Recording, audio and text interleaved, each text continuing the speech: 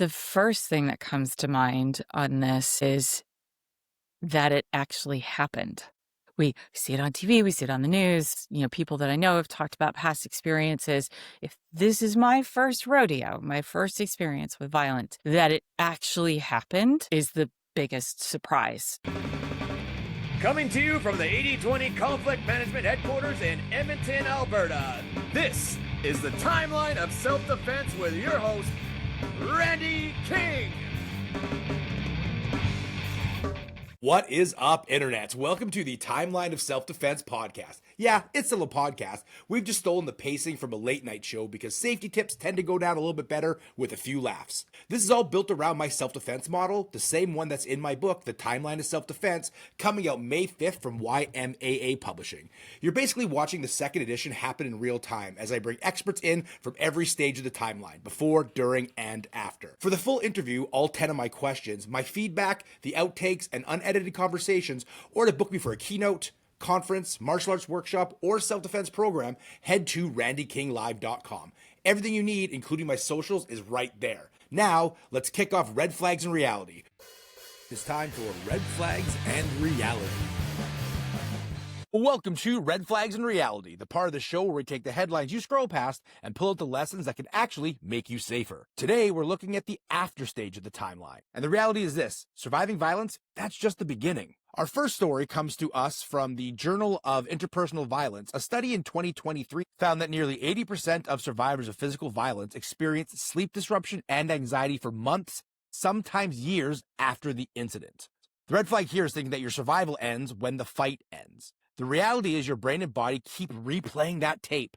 Next up, after the 2022 mass stabbing in Saskatchewan, covered extensively by and the Mail, survivors reported not only ongoing trauma, but also difficulty accessing counseling and mental health support in rural communities. Many had to wait months to see a professional, while trying to cope with flashbacks and night terrors. A red flag here is assuming recovery resources will always be there when you need them. The reality is you may be on your own for a while, and having a plan for support matters. A report from Stats Canada showed that more than 60% of women didn't report their assault at all because they feared not being believed. The red flag here is assuming that your community will automatically rally to your side.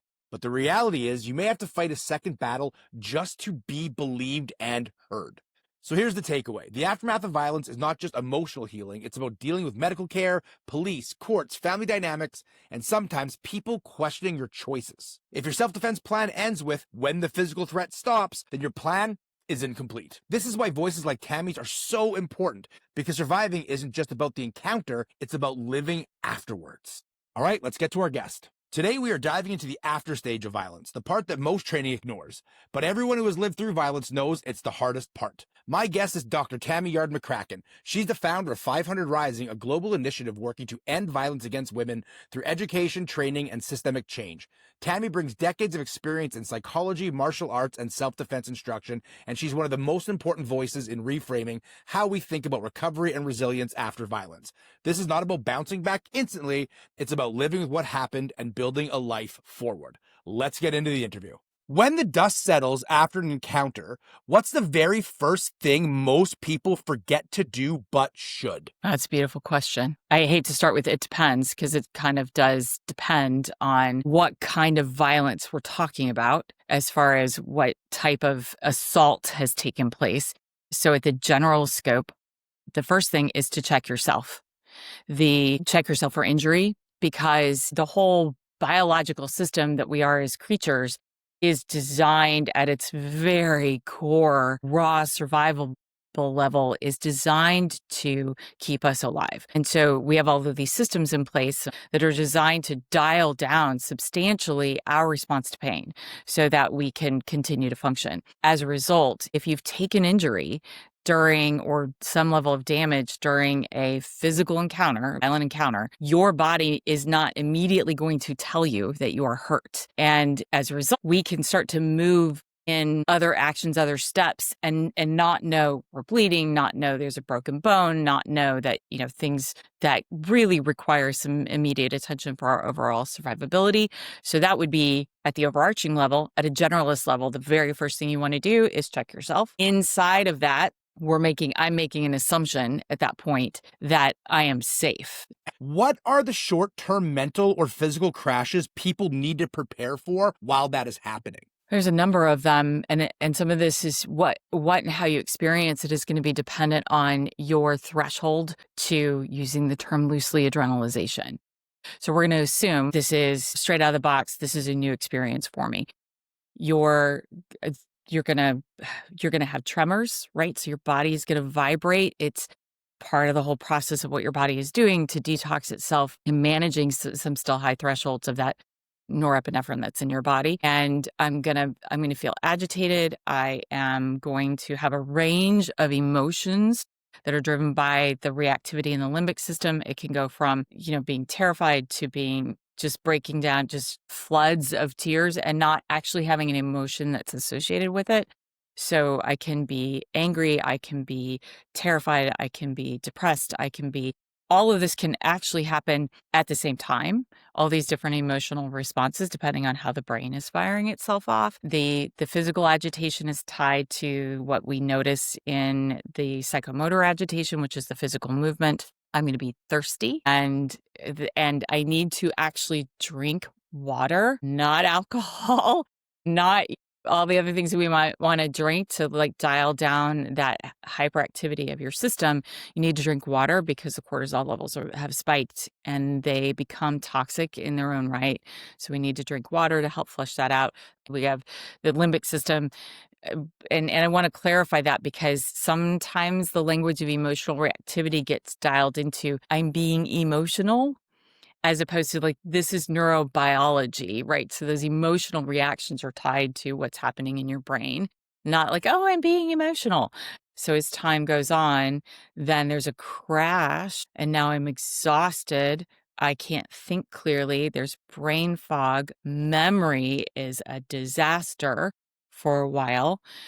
Depending, sometimes a long while. So immediate recall of what happened. Whoa, maybe I have it, maybe I don't.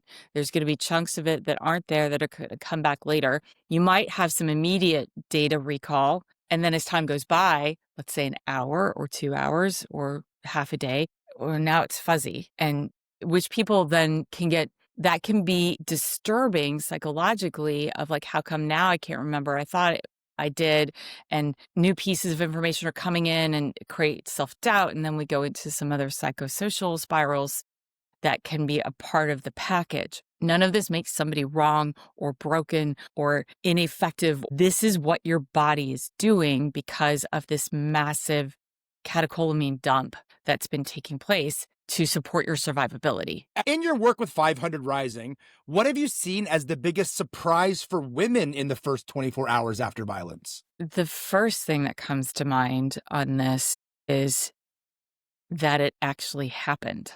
We see it on TV, we see it on the news. People that I know have talked about past experiences. If this is my first rodeo, my first experience with violence, that it actually happened is the biggest surprise. Immediately, wait a minute. And that's also, that kind of goes to precursor state of during, but after for sure, this actually happened. And that is, we could call it a bunch of different things from a labeling standpoint, but that internal process catches people in the experience of it by surprise. And yet it is the surprise that, that this event actually happened. In the extended aftermath, the acknowledgement that it happened is huge because our brains, and this is so subjective, right? It's going to totally depend on who you are, life experiences, all that kind of stuff. So at a very general level, our brains are designed to protect ourselves, right? The whole system, everything is about survivability, right? And so the brain is going to this place of self-protection. So whatever this high impact event has been, let's assume it is more than just angry, coercive control. We're in physical encounter, right? Our brain, if the idea of being raped, if the idea of being beaten by an intimate partner, the idea of whatever the situation is, doesn't resonate. This is not a good thing. I am not happy that this happened. I did not want this in my life. And the brain can oftentimes say, therefore, we're going to call it something else. We're going to say it is not what happened. And which goes to the biggest surprise, right? It's like, oh, this thing actually happened. So in the long term of aftermath, the more our psychology says, we're going to call this something else to make it easier to digest, the harder it becomes in the long run to process it in a way that it doesn't set down into long-term traumatic, post-traumatic stress syndromes, if you will, for a better term, or at a less clinical level, just life dysfunction. If someone finds themselves replaying the event over and over again, what are some healthy ways to interrupt that loop? There are a number of strategies. Not all strategies work for all people, which is why there are a number of strategies. I think that's a really important distinction here in case somebody's listening and they're taking notes like, oh, I'm going to try this or I'm going to try that, or I did that and it didn't work for me. It's entirely possible because we're all wired a little bit differently. The ruminating, that circular thinking going around again and again and again, if it is being driven by trying to solve it, because sometimes that's what it's about, like trying to solve it. Where were the off ramps? How do I solve this? Even though there isn't anything left to solve, because it's, a past event, the brain wants to do that. And so a clear cut, behaviorally driven after action process can be useful for that. I say behaviorally driven because part of what we're trying to solve is the psycho-emotional element of it as well. And that belongs in a different place. So if my brain wants to revisit it repeatedly, one option is to go through this series of asking myself questions that I'm going to answer. What did I see? What did I do? What happened? What happened next? What did I see? What did I do? What happened? What happened next? And keep that process behavioral. I saw this, and then I did this. And the self-judgment that comes next, that was an idiot thing to do. Well, nope, it's going to happen. So you go, whoa, there we go. There's the judginess of what's happening in my head that needs to suspend because it's not useful here. And then go back to, okay, then what did I do? What did I see? What happened next? What did they do? That very, very behavioral. Almost like from a standpoint of prepping people to testify. I've testified in court as an expert witness. I've testified in a number of cases in different ways. And when you're being prepped to testify in court, they walk you through this process. And then when you start running off, they go, no, can't say that. Don't do this. Don't say that, right? Like this is not, don't do those things on the witness stand. So it's very similar to that actually, because it's just the facts.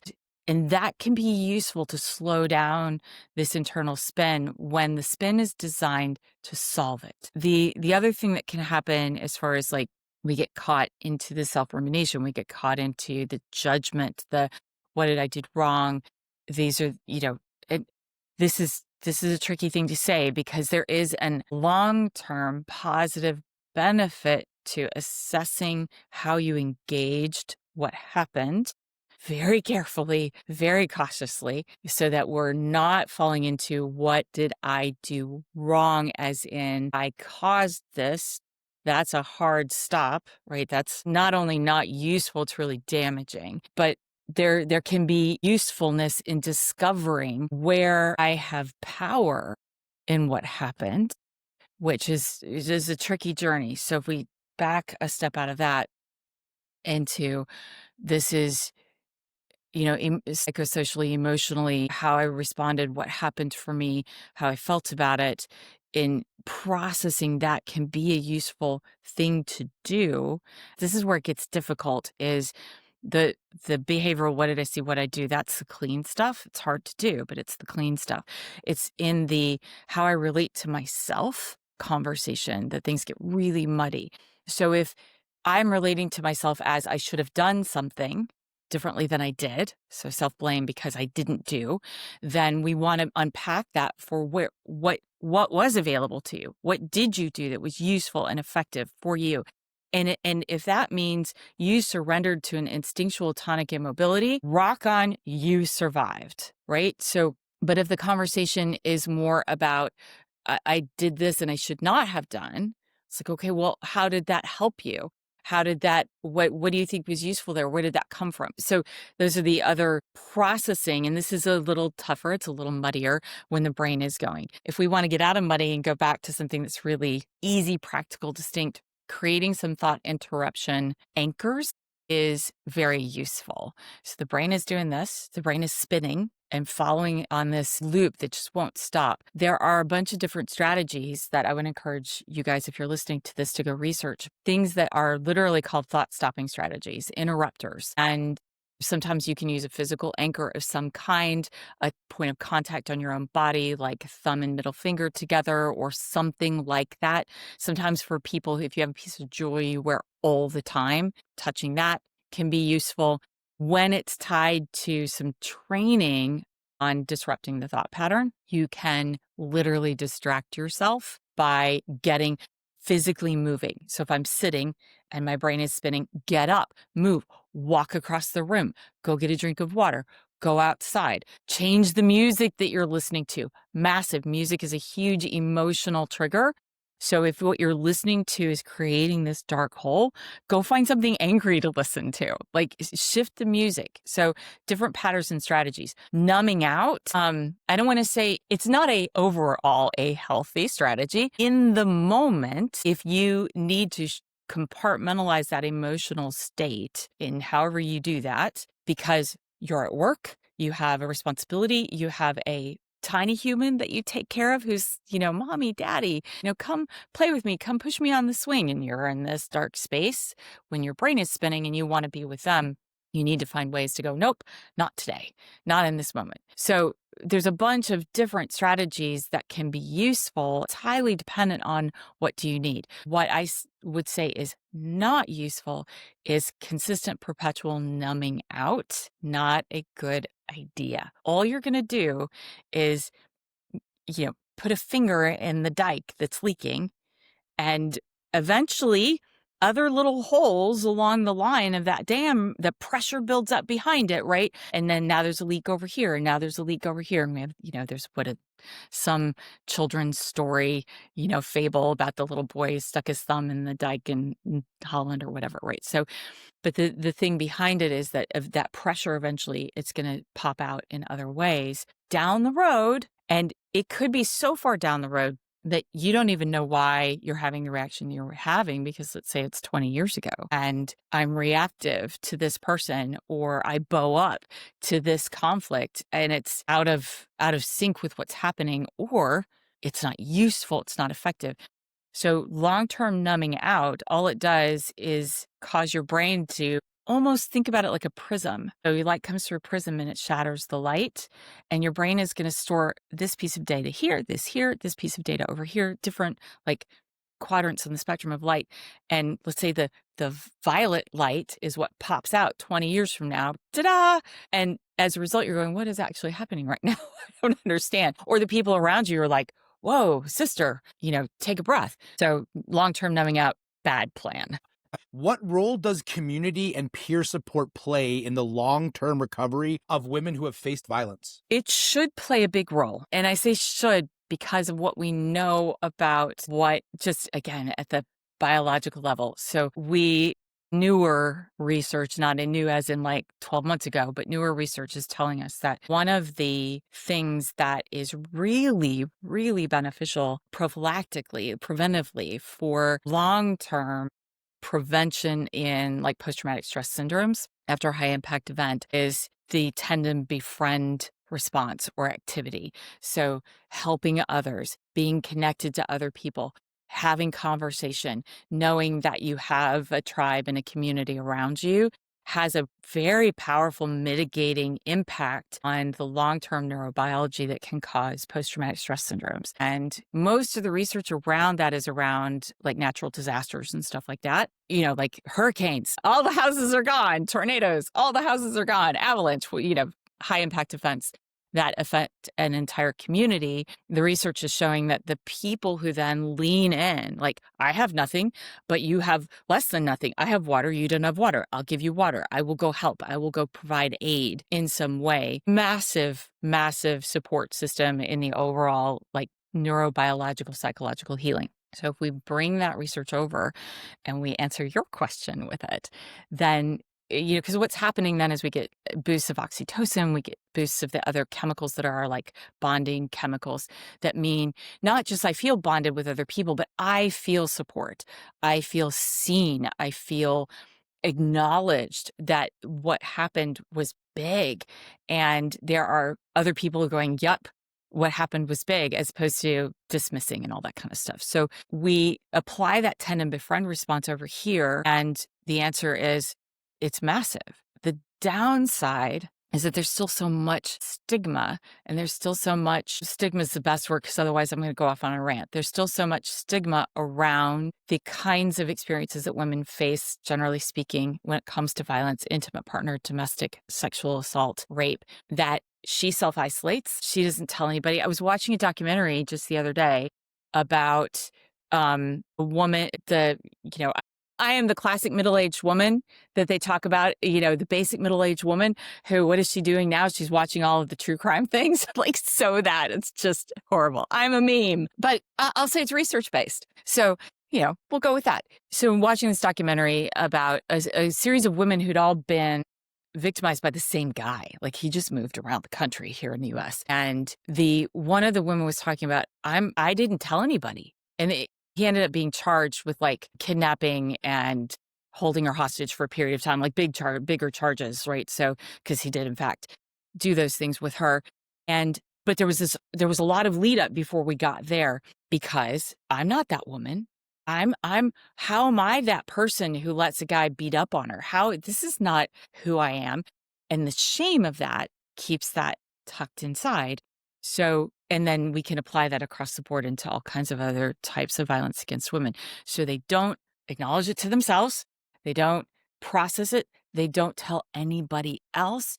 And so this huge neurobiological support system that we have available to us just as human beings by triggering tend and befriend responses is just, it's like a wasteland. We're not utilizing it. We're not engaging it. And if I had a magic wand and I could wave it and change one thing, it would be that. How can someone tell if they're moving into long-term trauma patterns versus normal healing responses? It's a tricky question to answer, because the flags that say I'm not processing well, I'm getting into long-term trauma response, versus I'm processing this well, they can look very similar to one another. So in healthy processing, there is a recycling that takes place. 2 steps forward, 1 step back, let's say, to use, metaphors, where I'm doing better and I'm grounded and I'm not waking up all the time. I'm not having cortisol responses. I'm having healthy relationships. I'm processing something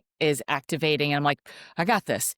And then I'll feel like I've taken 5 steps backward. I'm reactive. I'm not sleeping. Nightmares are coming back if you had them, cortisol responses, etc. So those can look like both, that things aren't going well for me in the healing process and I'm just staying in trauma process, or I'm actually recovering. And it looks like both. So the markers might be a bit more subtle. If I've taken a step back, having symptoms, to use a clinical term again, how do I relate to that? Am I able to go, okay, there we go. That was the thing. And what happened? What was going on for me? What does that mean for where I'm at? And okay, now next steps. The recycling of the trauma space would be more falling into the rabbit hole around it, going back into some really dark thinking and a lot of self-judgment and bad and wrong. And as in me, I'm bad, I'm wrong. Shame comes back to the party pretty loudly. And then if we could look at it externally, like if I could look at me objectively, which we can't really do, that's why we have people in our life who get to do that for us. But if I could, and I was in positive trauma process and working through this, then I can see myself having moments where I'm like, okay, kind of shaking that off. The sort of spine clearing we see before we get ready to, throw a punch is similar here, where because I'm literally relaxing, detoxing. It's a little bit of an adrenaline mitigator right when we do that, shoulder roll, clearing the spine, and I'm grounded. I can pause and move forward. I can okay, I'm going to self-care. I'm going to binge watch 5 hours of my coloring book TV show, which is, Gilmore Girls or whatever it is for you. If I'm on the outside looking in at myself and I'm in a trauma cycle, then I'm relating to myself as the trauma. That's all I see. That's all I think other people see. I may engage in less than healthy self-medicating behaviors.